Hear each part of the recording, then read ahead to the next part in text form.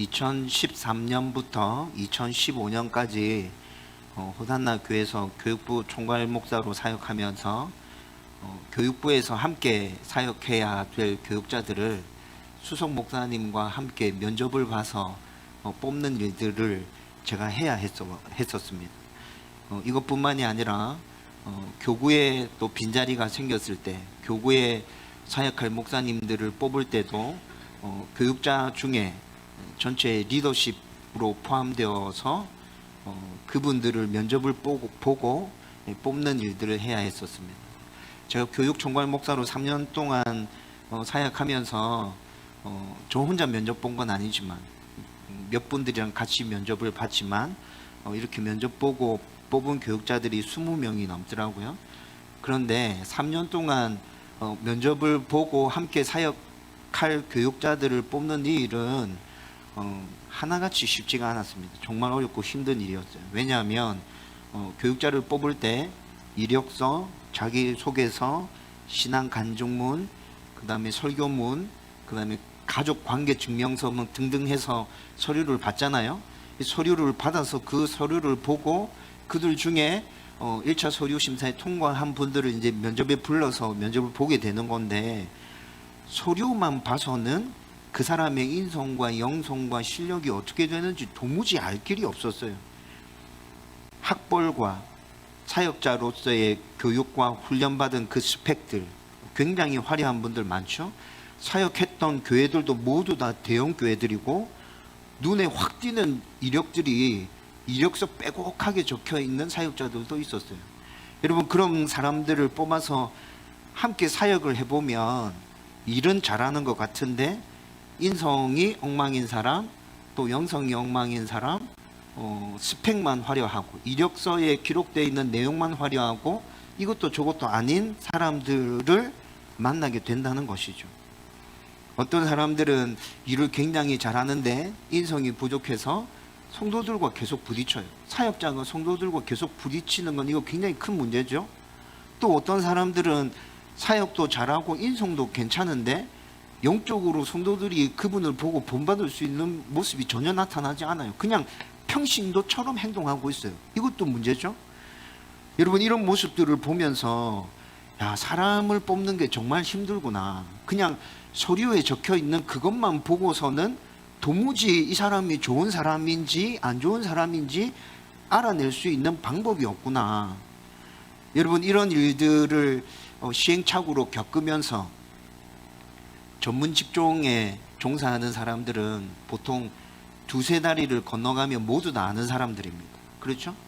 그래서 동기들, 함께 면접 보는 목사님들, 동기들 인맥을 총동원해서 이 사람이 이 교회에서 사역도 하고 저 교회에서 사역도 했는데 그곳에서 어떻게 사역했는지 그곳에 있는 목사님들의 평가를 듣기도 하고, 또 아는 성도들이 있으면 직접 연락해서 이분이 어떻게 사역했는지 한번 얘기해 줘 보세요 이렇게 묻기도 하고, 이 모든 것들을 다 종합해서 사람을 뽑는데도 너무 어려운 거예요. 이게 여러분, 이렇게 사역자 중에도 인성과 영성과 실력 모두 갖춘 사람을 찾는다는 것은 정말 어려운 일입니다. 그래서 여러분, 총신신대원의 교훈이 뭔지 아세요? 5가지 나옵니다.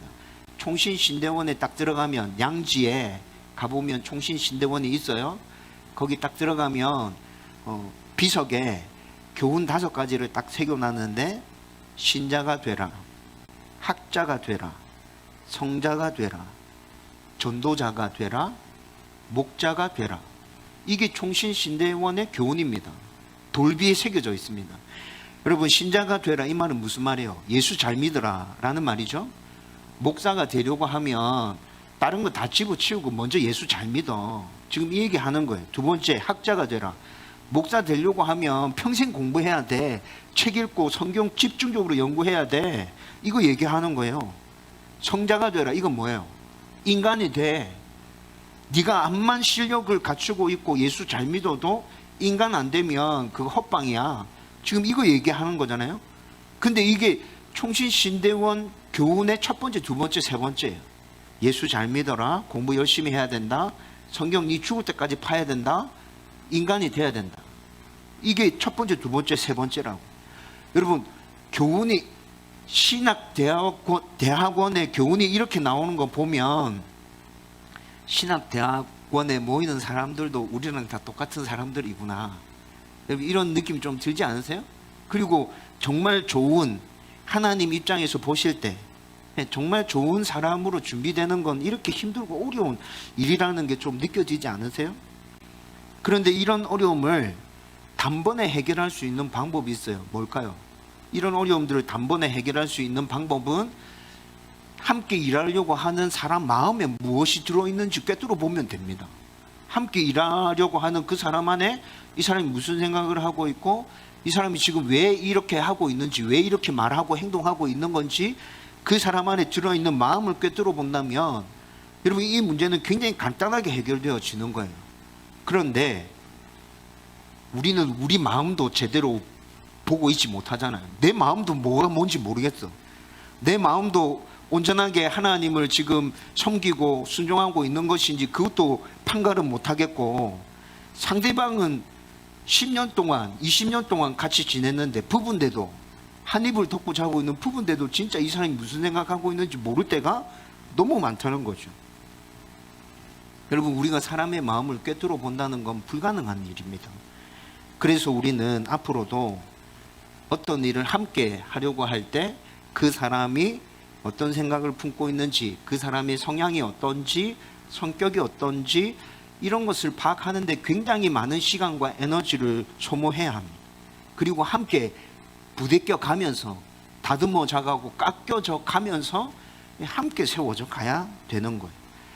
아무튼 오늘 우리가 함께 나눌 말씀은 우리의 외모나 스펙이나 집안을 보지 않고 우리의 마음을 보시는 하나님에 대한 말씀을 저와 여러분들이 함께 나누려고 합니다. 여러분, 이게 얼마나 은혜인지 아십니까? 하나님께서 우리의 외모를 보지 않으시고 우리의 중심을 보신다. 여러분, 외모가 뛰어납니까? 저는 좀 뛰어납니다. 저는 좀 괜찮습니다. 네. 스펙이 뛰어나시나요? 네, 웃지 마세요. 농담 아니었는데. 자부심을 가지고 사십시오. 네. 하나님이 이렇게 만들었는데 외모에 대해서 자부심을 가지고 살아도 될 거라 생각합니다. 여러분들 각자 모두 다. 여러분, 스펙이 뛰어나십니까? 저는 스펙 그렇게 뛰어나지 않습니다. 제 출신 학교들 어딘지 여러분 알고 계시잖아요. 제 출신 학교들 공부를 좀 많이 하긴 했는데 그 학교들이 막 딱 이름만 대면 사람들이 와 이렇게 할 정도의 학교가 아니라고요. 경험을 굉장히 많이 하셨나요? 저는 어학연수도 한번 안 가봤거든요. 우리 집안이 빵빵하냐? 우리 집안 그렇게 빵빵하지 않습니다. 그런데 하나님께서 세상적인 기준에 봤을 때 저는 아무것도 하나님 기준에 통과할 만한 게 없어요. 세상적인 기준으로 보면. 근데 하나님께서 뭘 보신다고요? 외모를 보지 않고 중심을 보신다. 여러분, 이게 우리 가운데 얼마나 큰 은혜인지 몰라요. 여러분, 그런데 또 반대로 한번 생각해 보십시오. 하나님께서 우리의 중심을 보고 계신다는 것은 굉장히 무서운 이야기입니다. 하나님은 절대 속일 수 없어. 내 마음을 아무리 포장한다 하더라도 하나님은 나의 중심을 꿰뚫어 보고 계셔. 여러분, 이 말씀 앞에 우리는 은혜이구나 라는 것도 깨달아야 되고 두려워할 줄도 알아야 된다는 것입니다. 여러분, 오늘 이 말씀을 저와 여러분들이 함께 나누면서 깊은 깨달음과 함께 늘 온전한 마음으로 하나님 앞에 서야겠다는 그 확신들이 생겨날 수 있기를 주님의 이름으로 축원드립니다. 오늘 우리가 읽은 본문 말씀은 하나님이 영광 받으시기 위해서 새로운 하나님의 사람을 세우라는 명령을 받은 사무엘이 하나님이 택한 하나님의 사람을 찾아가서 기름을 붓는 그 장면을 우리가 지금 함께 본문 말씀으로 읽었습니다. 여러분, 이 말씀은 신앙생활을 좀 하신 분이라면 중심을 보시는 하나님이라는 그 주제에 맞춰서 굉장히 여러 가지 설교들을 들었을 겁니다. 그런데 이 말씀을 딱 읽었을 때, 제가 처음 이 말씀을 딱 읽었을 때 저는 마음이 좀 안심되는 부분이 있었어요. 아니 사무엘이 이랬다고? 이렇게 느껴지는 부분이 있어요. 위로가 되었죠. 우리가 위대한 하나님의 사람이라고 알고 있는 사무엘도 사람의 외모를 보고 판단하는 실수를 범하고 있다는 것입니다. 여러분, 이 부분을 좀 자세히 살펴보면 하나님의 명령을 받고 베들레헴 이새의 집에 찾아가서 사무엘이 이새의 아들 한 명 한 명을 이제 살펴보기 시작하죠. 그런데 오늘 말씀 6절 말씀에 나타나듯이 사무엘이 이새의 첫 번째 아들 엘리압을 딱 봤을 때 키도 크고 외모도 굉장히 준수하고, 와, 이놈이 진짜 하나님 딱 택하신 놈 맞구나, 사무엘한테 딱 느낌이 왔어요. 사무엘이 그렇게 생각하고 이 사람이구나 이렇게 하는데, 그건 순전히 누구 생각이에요? 사무엘 지 혼자 생각이에요. 외모만 보고 겉모습만 보고 판단한 순전히 사무엘 혼자만의 생각이다. 여러분, 이것이 오늘 우리가 읽었던 말씀 가운데서 분명하게 드러나고 있습니다. 7절 말씀에 보면 사무엘이 지금 이런 생각을 하고 있을 때 하나님께서 곧바로 사무엘에게 말씀하십니다. 뭐라 말씀하시죠? 용모와 키를 보지 말라. 하나님께서 지금 사무엘 마음 가운데 무슨 생각을 하고 있는지 하나님 다 보셨어. 그래서 하나님 사무엘에게 얘기합니다. 외모를 보지 마라. 키를 보지 마라. 여러분, 하나님께서 지금 아주 구체적으로 그렇게 하지 마 이렇게 얘기한 거예요. 용모 보지 마, 키 보지 마. 근데 하나님께서 지금 사무엘에게 왜 구체적으로 용모와 키를 보지 마라고 얘기하는 줄 아세요? 여러분, 사무엘상 9장 2절 말씀에 보면 자기 자신과 이스라엘 백성들을 위해서 세워진 이스라엘의 첫 번째 왕 사울은 외모가 준수한 소년이었다고 말씀하고 있습니다. 키가 모든 백성보다 어깨 위만큼 더 큰 사람이었다고 사무엘상 9장 2절 말씀에 분명히 얘기하고 있거든요. 이 말은 무슨 말이에요? 사울이 이스라엘 백성들의 왕이 된 이유는 백성들이 볼 때 외모적으로 굉장히 왕이 될 만한 자질을 갖추고 있었다. 백성들이 이렇게 판단한 거예요. 그런데 백성들이 이렇게 보고 판단한 건 순전히 겉모습만 보고 판단했다는 거죠. 그렇게 해서 사울이 지금 왕으로 세워졌던 거예요. 그런데 그 왕은 실패한 왕이었죠. 따라서 7절 말씀으로 사무엘에게 지금 사울이 왕으로 세워질 때의 상황을 다시 떠올리게 해서 지금 세우려고 하는 왕은, 지금 세우려고 하는 하나님의 사람은 자신과 이스라엘 백성들을 위한 사람이 아니라 하나님을 위한 사람이다. 이걸 지금 사무엘에게 다시 상기시켜주고 계신 겁니다. 그런데 여기서 우리는 사람을 외모로 평가하는 실수는 이 당시에 위대한 하나님의 사람이라고 일컬어지던 사무엘도 우리처럼 똑같이 범하고 있다는 거예요. 여러분, 우리는 외모로 사람을 평가하는 이 실수를 굉장히 자주 범하죠. 이 실수를 자주 범해서 때로 우리가 낙심하기도 합니다. 나는 맨날 왜 이럴까? 이렇게 하지 말아야지 맨날 그렇게 생각하고 있는데도 또 며칠 지나서 또 그러고 진짜 나는 어떻게 구제불능인 것 같아. 나는 뭐 어떻게 하나님도 어떻게 변화시킬 수 없는 인간인 것 같아. 난 왜 이렇지?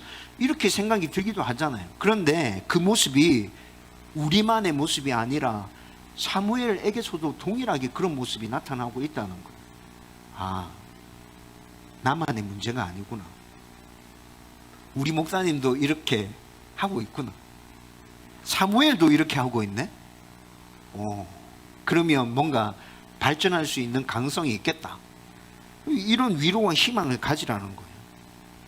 여러분, 그런데 만약에 저와 여러분들이 이 말씀을 보면서 그런 위로와 희망만을 가진다면 그건 좀 문제가 있는 것 같죠?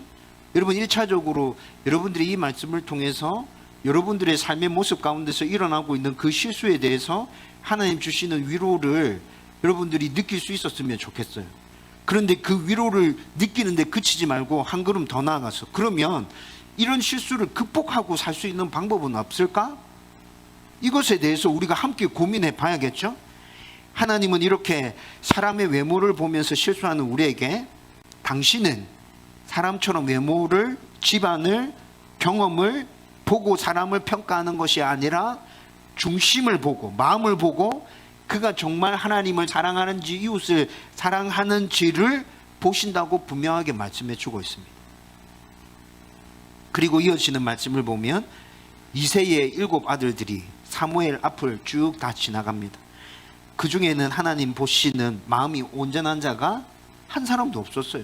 그리고 12절 말씀을 보면 이 당시에 15세 전후였던 다윗이 하나님이 보시는 마음이 온전한 자로 선택받고 기름 부음을 받는 모습이 나타나고 있습니다. 여러분, 여기서 하나님이 보시는 중심, 마음이 어떤 것인지에 대해서도 한번 생각해 볼 필요가 있을 것 같습니다.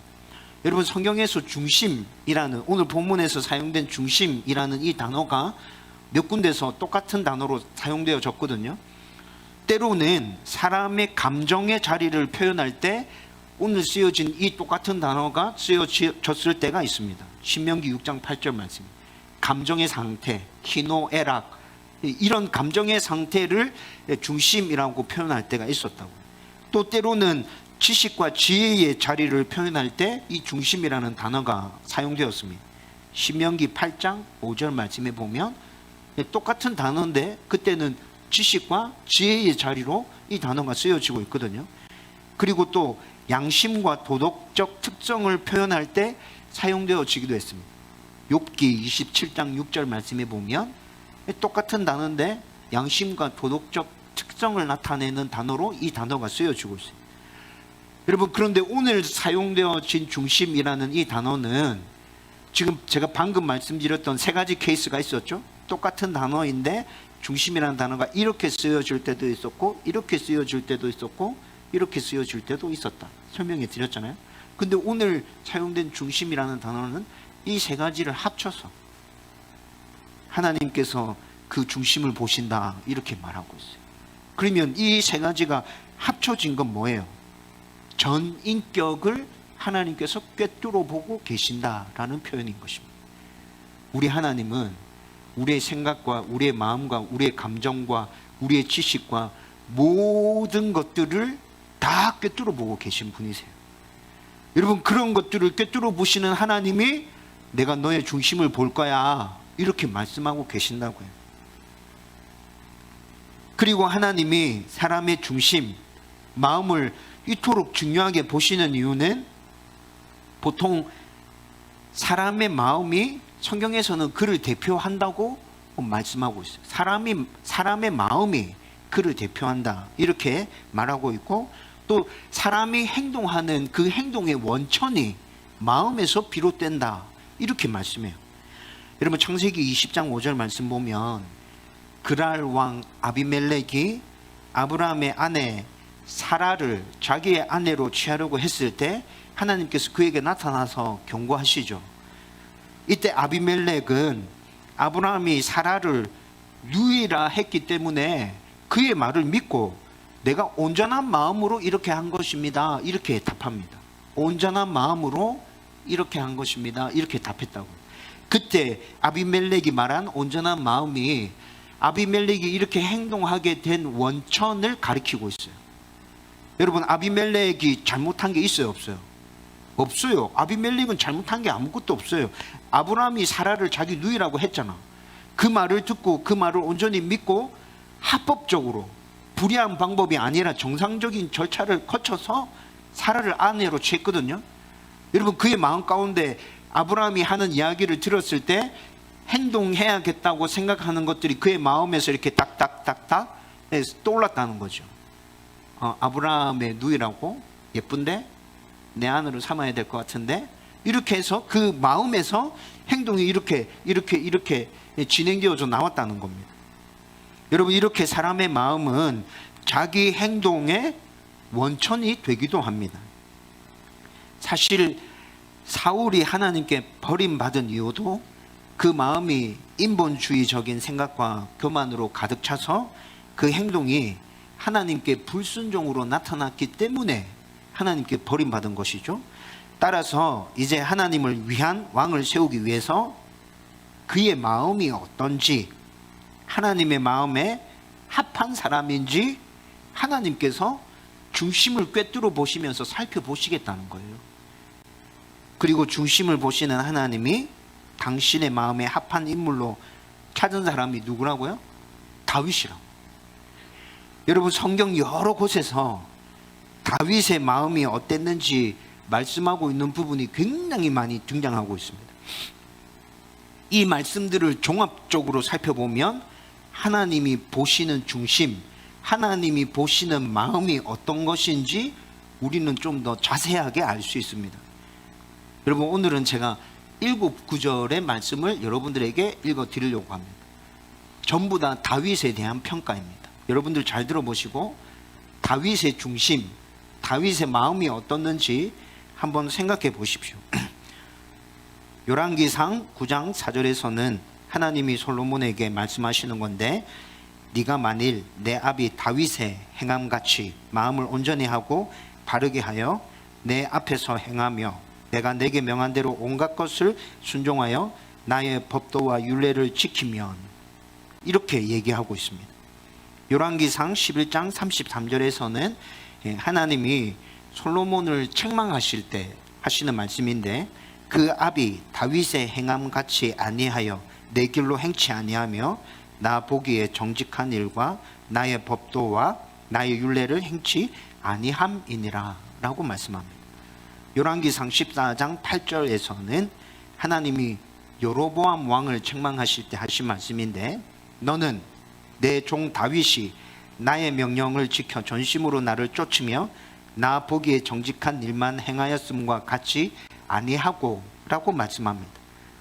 열왕기상 15장 5절 말씀에서는 이는 다윗이 헷사람 우리아의 일 외에는 평생에 여호와 보시기에 정직히 행하고 자기에게 명하신 모든 일을 어기지 아니하였음이니라 라고 말씀하고 있습니다. 역대하 28장 1절에서는 유다왕 아하스를 책망하실 때 하신 말씀인데, 그 조상 다윗과 같이 아니하여 여호와 보시기에 정직히 행치 아니하고 라고 말씀하고 있고요.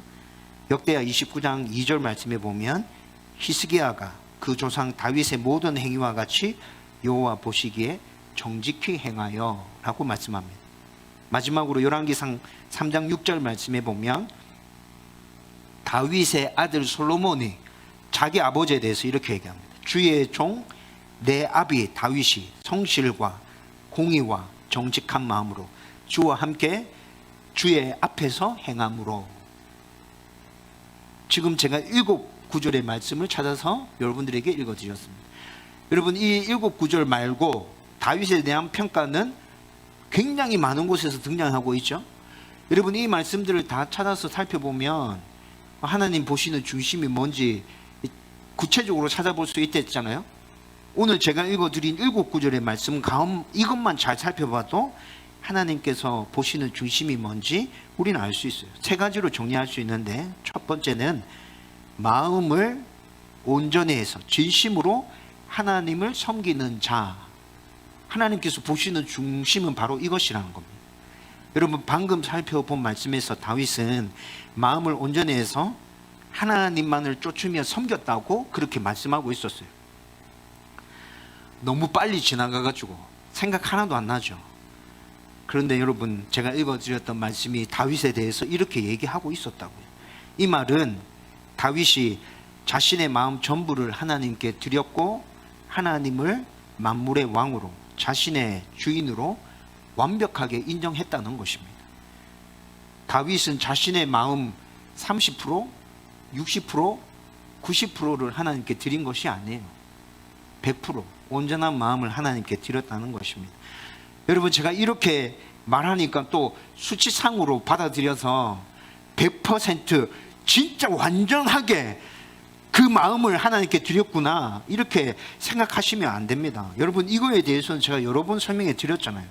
우리가 아무리 발부둥을 친다 하더라도 노력한다 하더라도 우리의 마음을 온전하게 100% 전부 다를 하나님께 드릴 수 있습니까? 이 세상에서 발을 딛고 사는 사람들은 절대 그럴 수 없습니다. 왜 그렇습니까? 사단이 이 세상에서 아직까지 판치고 있잖아요. 우리 안에 죄성이라는 게 남아있잖아요. 예수 그리스도의 십자가 공로로 말미암아 우리가 거듭난 하나님의 자녀가 되었지만 이 땅에서 살아갈 동안에는 사단과 치열하게 싸워야 되고요. 우리 안에 있는 죄성과 치열하게 싸워야 된다고요. 그래서 온전하게 100%의 마음을 하나님께 올려드릴 수 없어요. 이게 이 땅에서 사는 하나님의 자녀들의 한계예요. 하나님 앞에 섰을 때 우리는 진짜 100% 온전한 마음을 하나님께 드릴 수 있게 될 겁니다. 그런데 우리는 온전한 마음과 전심을 자꾸 수치상으로 표현해서 50% 정도의 마음을 드리는 성도를 만약에 보면 저 성도 대단한데, 야, 50%나 하나님께 마음을 드려? 와, 90% 정도 마음을 드리는 사람을 딱 보면, 야, 성자다, 성자. 와, 진짜 저 사람 어떻게 좀 해야 될 것 같은데, 성자인데? 막 이렇게 스스로 생각하고 평가하고 굉장한 사람이라고 착각하면서 살죠. 그런데 하나님 보시는 중심은 뭐예요? 하나님 보시는 중심, 우리 마음의 몇 %를 너는 나에게 주고 있니? 이걸 보시는 겁니까? 하나님 보시는 중심은 그게 아니라 우리가 진짜 하나님을 나의 왕으로, 나의 주인으로 인정하고 그분께 내 마음을 온전하게 다 드리기 위해서 발부둥 치고 있는 우리의 진실된 모습을 하나님 보고 계시는 거라고요. 여러분, 그 모습이 드러날 때 하나님은 내가 너의 전심을 받았다 라고 말씀하시는 거예요. 내가 너의 전심을 받았다. 너가 나를 진짜 사랑하고 있구나. 너가 하고 싶은 거 내가 다 해줄게. 하나님 이렇게 말씀하시는 거라고요. 여러분, 우리의 진실된 그 마음, 하나님을 사랑하는 그 마음, 그것이 우리 마음 안에 있어야 된다. 하나님은 그걸 보고 계신다고요. 그러면서 이 부분에서 또 우리는 말씀과 기도를 붙들고 자신이 몸부림치고 있다고, 애를 쓰면서 노력하고 있다고 착각하고 있는 것은 아닌지 살펴볼 필요도 있습니다. 여러분, 우리가 처음 은혜를 받고 난 다음에 또 살아가면서 계속해서 좀 큰 은혜를 딱 받았을 때 결단이라는 걸 하죠. 내가 진짜 말씀과 기도를 붙들고 하나님 사람답게 좀 잘 살아봐야겠다. 막 몸부림칩니다. 그렇게 애를 쓰다 보면 몇 달 지나고 1년 정도 이렇게 막 노력하다 보면 우리 가운데 변화된 모습이 조금 나타납니다. 그때 어떻게 되죠? 교만해집니다. 자기의에 빠집니다. 그래서 이전처럼 그런 행동들을 쭉 계속 유지하면서 계속해서 변화가 일어나지 않는데 스스로 어떻게 생각해요? 나는 점점점 더 하나님의 사람으로 변화되어져 가고 있어. 나는 좋은 사람이야 라고 그렇게 스스로 평가하는 거예요. 스스로 환상 가운데 빠져서 살아가고 있는 거예요. 그래서 제가 굉장히 강조해서 여러분들에게 말씀드리는 게 뭐예요? 말씀과 기도를 붙들고 항상 자기 자신을 살펴야 된다고 얘기하는 거잖아요. 여러분, 우리가 이 노력을 조금만 더디하면 우리는 이 교만의 수렁통에 쑥 빠져버립니다. 내 안에 아무런 변화가 일어나지 않아. 그냥 타성에 젖어서 말씀을 보고 있고 기도하는 것 뿐이야. 그 기도와 그 말씀 봄 가운데는 하나님 역사가 없어. 근데 자기는 어떻게 느끼고 있어요? 하나님이 나와 함께 하고 있다. 하나님이 여전히 나에게 은혜를 주셔서 나는 계속 좋은 사람으로 변화되어져 가고 있다. 이렇게 착각하고 있다니까요. 그래서 늘 깨어서 말씀과 기도를 붙들고 나 자신을 살펴야 돼. 혹시라도 내가 그런 착각 가운데 빠져 있지는 않은가. 여러분, 하나님께서 다윗을 마음이 온전하구나, 전심으로 나를 쫓고 있구나, 오늘 제가 읽어드렸던 7구절의 말씀에서 하나님께서 다윗을 그렇게 평가했거든요. 하나님께서 다윗을 그렇게 평가하는 이유는 뭐예요? 다윗은 진짜 늘 항상 말씀 앞에 서서 기도하면서 자기 자신을 살펴봤어요. 착각에 빠진 부분이 있는지 없는지. 그렇게 착각에 빠진 부분이 있다면 곧바로 돌이켜서 하나님, 저에게 긍휼을 베풀어 주십시오. 하나님, 저에게 은혜를 주십시오. 그렇게 하나님 앞에 엎드려서 무릎으로 나갔다고요.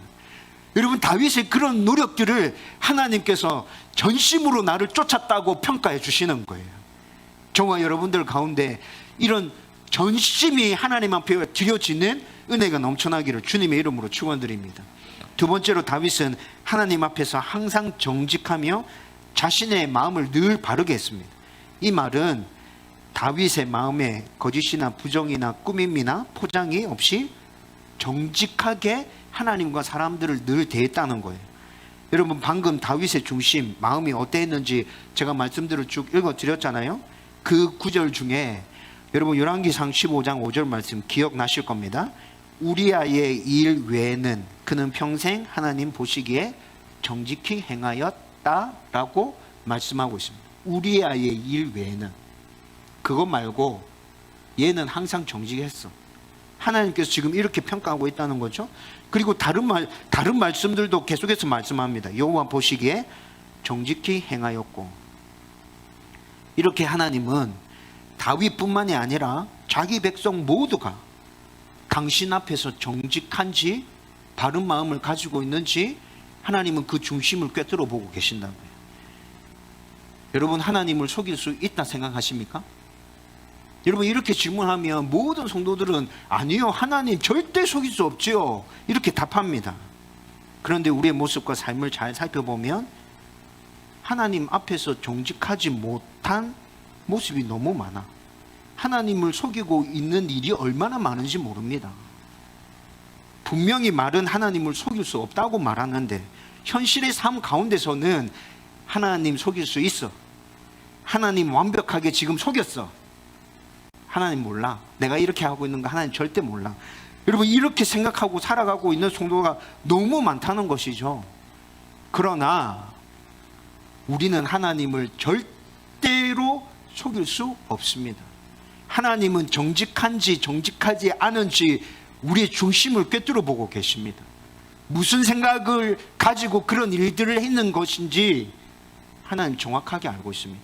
그래서 제가 여러분들에게 기도를 가르칠 때 뭐라 말씀했죠? 기도할 때 포장하지 마라.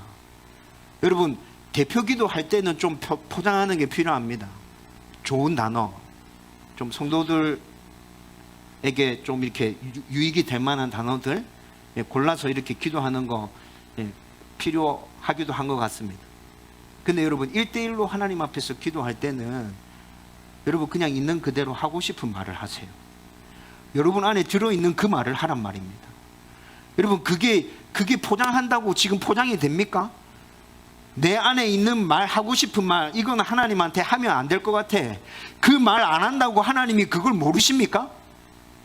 이건 이렇게 얘기하면 안 될 것 같고 이렇게 얘기해야 될 것 같아. 이렇게 얘기하면 우리의 마음이 이렇다는 걸 하나님 모르십니까? 하나님 다 알고 계시잖아요. 그냥 마음속에 있는 그 이야기를 어른들에게 이야기할 때 예의를 갖추어서 얘기하는 것처럼 예의를 갖추어서 그냥 하나님께 얘기하세요. 하나님, 저는 저 사람이 정말 싫어요. 진짜 보기도 싫어요. 볼 때마다 너무너무 힘들어요. 여러분, 이렇게 얘기하면 되잖아요. 하나님께 어떻게 그런 말을 해요? 그렇게 말하면 안 되잖아요. 아니요. 하나님은 우리가 누구를 싫어할 때 싫어하는 그 마음을 다 보고 계신다니까요. 그런데 그걸 말하면 안 될 것 같아서 우리는 그걸 포장하고 있잖아요. 그걸 숨기고 있잖아요. 감추고 있잖아요. 하나님은 그것까지도 다 보고 계십니다. 그냥 솔직하게 얘기하세요. 여러분들 마음 가운데 일어나는 그 감정에 대해서 솔직하게 얘기하세요. 슬픕니까? 기쁩니까? 분노가 치밀어 오릅니까? 어른에게 얘기한다는 생각을 가지고 예의를 갖춰서 하나님, 제가 진짜 이 일 때문에 분노가 막 치밀어 오릅니다. 하나님, 이걸 어떻게 해야 합니까? 하나님, 제 마음을 좀 다스려 주십시오. 이렇게 얘기할 수 있잖아요. 분노가 치밀어 오르는데도 이걸 하나님 앞에 얘기하면 안 될 것 같아서 하나님, 제 마음 안에 평안을 주십시오. 예? 속은 완전 뒤집어져서 문드러졌는데 하나님, 제 마음 안에 평안을 주십시오. 여러분, 이게 가식적인 기도라고. 여러분, 적어도 1대1의 관계에서 하나님 만날 때는 여러분 진실되게 정직하게 말씀하세요. 그리고 그렇게 말할 뿐만이 아니라 내 삶의 모습 가운데서 하나님께 감추고 있는 것, 하나님을 속이려 하고 있는 것 없는지 진짜 말씀 앞에 서서 나 자신을 다시 돌이켜 보십시오. 그런 모습이 보이면 어떻게 해야 합니까? 빨리 회개하고 다시 돌이키고. 여러분, 다윗이 하나님 앞에 정직한 사람이라고 평가받을 수 있는 이유가 뭐였죠? 그가 거짓이 하나도 없었어요? 우리아의 일 외에 진짜 거짓이 하나도 없었던 겁니까? 그렇지 않았죠. 잘못한 게 있었어요. 부족한 게 있었어요. 거짓이 있었어요. 그런데 다윗은 항상 그런 게 보일 때마다 즉시 하나님께 엎드려서 회개하고 용서를 구하고 하나님의 긍휼과 은혜를 덧입기 위해서 눈물로 발버둥 치며 나갔잖아요. 하나님께서 이런 마음을 어떻게 봐주시는 거예요? 정직하다. 너 참 정직하구나. 내 앞에서 정직하게 살려고 진짜 몸부림치고 있구나. 저와 여러분들 가운데 이런 정직의 모습이 나타나기를 주님의 이름으로 축원드립니다. 세 번째로 다윗은 하나님의 말씀에 온전히 순종했습니다. 이것은 성경 전체에서 아주 많이, 아주 중요하게 계속 반복해서 말씀하고 있는 것이죠. 하나님이 우리의 중심 마음을 보실 때 당신의 말씀에 온전히 순종하고 있는지를 보십니다. 온전히 순종하고 있는지.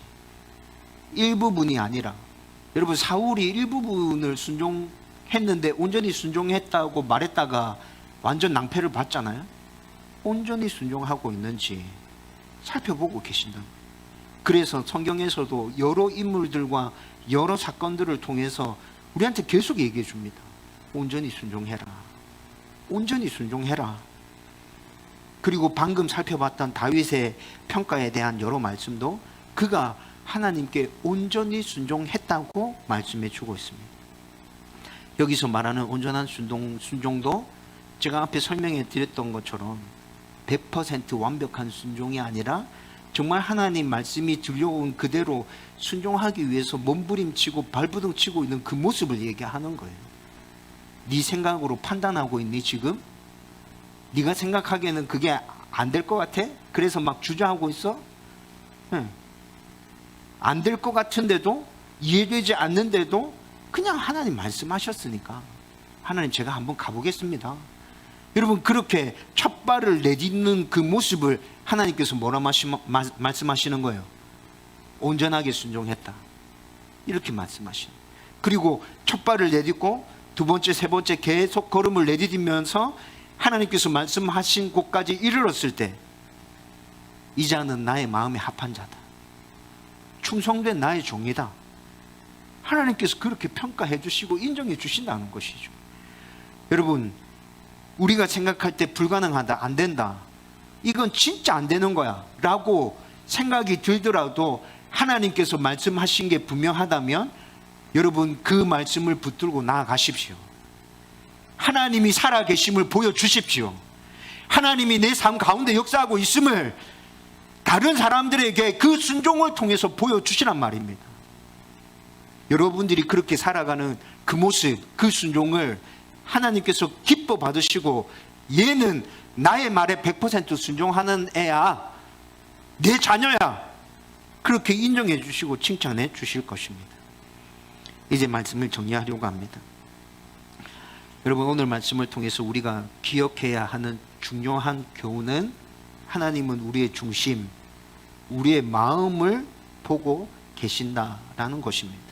그리고 우리는 하나님 몰래 어떤 일도 할 수 없고 하나님을 절대로 속일 수 없다라는 것에 대해서도 분명하게 기억해야 합니다. 여러분 지금 제가 방금 말씀드린 이 두 가지만 확실하게 기억하고 여러분들이 붙들고 있다면 어떠한 상황 가운데서라도 여러분들은 진실된 모습으로 하나님 앞에 나갈 수 있을 겁니다.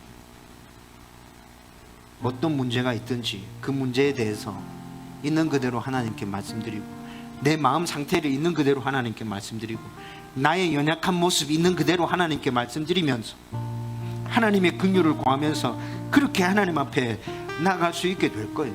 여러분 그런 모습으로 우리가 하나님께 나아가면 하나님은 우리를 어떻게 받아주십니까? 위로해 주십니다. 격려해 주십니다. 품어주십니다. 치유하십니다. 우리의 상처를 싸매 주십니다. 우리에게 필요한 은혜들을 하나님께서 공급해 주십니다. 하나님께서 약속하신 그 성경의 복들을 우리 가운데 부어주십니다. 우리의 삶에서 또 이런 모습들이 막 나타나기 시작하면 그 모습 때문에 하나님께서 영광 받으시게 될 겁니다. 우리가 살아가는 모든 곳에 하나님의 나라가 굳게 세워지게 될 겁니다. 여러분 이 땅에서 살아가는 성도의 삶은 바로 이런 겁니다. 하나님께서 우리에게 요구하시는 성도의 삶은 바로 이런 거라고요. 우리가 이렇게 살면 하나님 살아계심이, 하나님의 나라가 이 땅 가운데 임한 것이 사람들에게 선포되어지는 것입니다. 저와 여러분들이 중심을 보시는 하나님 앞에서 이렇게 살아갈 수 있기를 주님의 이름으로 축원드립니다.